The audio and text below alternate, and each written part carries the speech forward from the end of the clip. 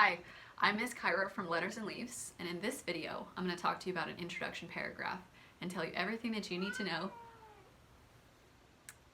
Sumi says hi.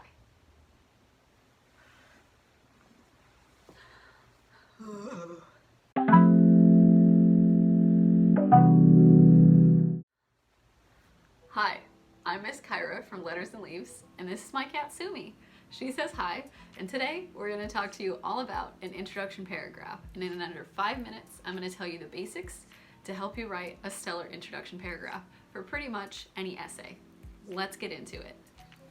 So an introduction paragraph for an expository or argumentative essay, which pretty much means any type of essay that's not a narrative essay, has 3 main components. And if you're writing a paper that is moderate to shorter, you only need 1 introduction paragraph. So that's the type of essay that I'm going to be talking to you about today. For most college classes, for most high school classes, or even middle school classes, or even elementary school classes, an introduction paragraph is 1 paragraph with 3 main parts. So the first part is called a hook statement, and I'll define these parts for you in just a minute. The second part is called background information, sometimes called background context. The third part is a thesis statement. So the first part, the hook, for me as a writer, this is one of the hardest parts to write because I don't always know how to hook my reader. It's exactly what it sounds like. You're trying to pull them in to your essay, get them excited, get them interested. Well, if you haven't written the rest of your essay, you don't really know how to hook them yet. So you don't always have to write this first, even though this is the first component.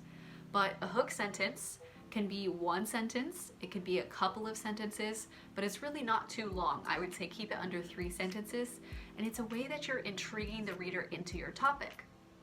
So depending on the topic, depending on your audience, who you're writing for, and depending on the type of essay that you're writing, is it argumentative or is it informational?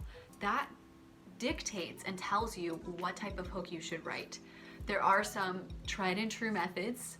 One you might be familiar with would be a rhetorical question or using a quote.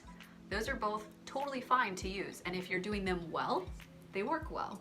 If you're doing them because you don't know what else to do, try something else. Try telling a story, try hooking them in with a what-if statement, getting them an image or a metaphor related to your topic that you'll pull throughout your paper.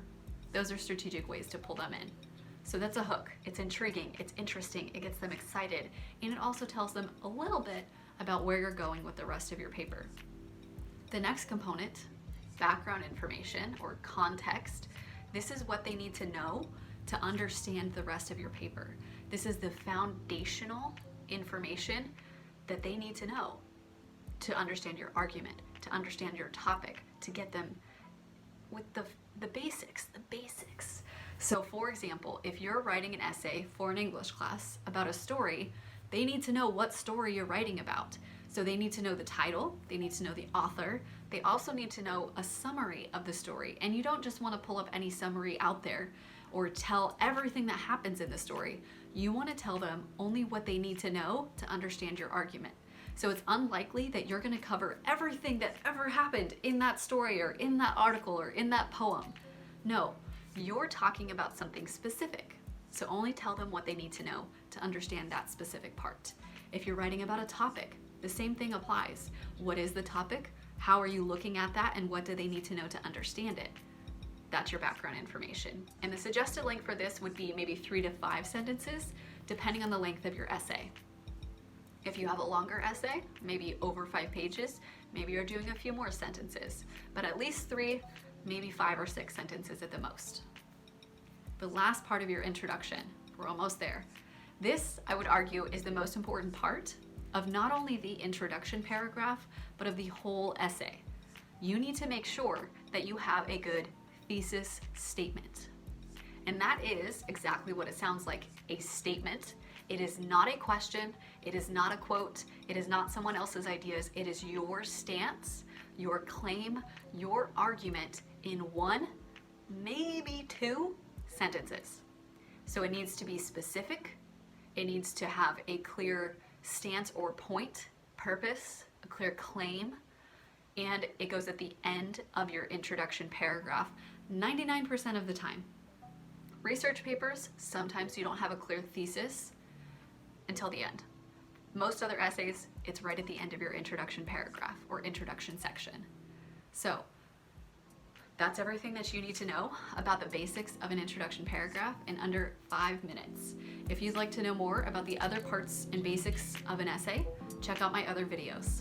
Thanks, happy writing.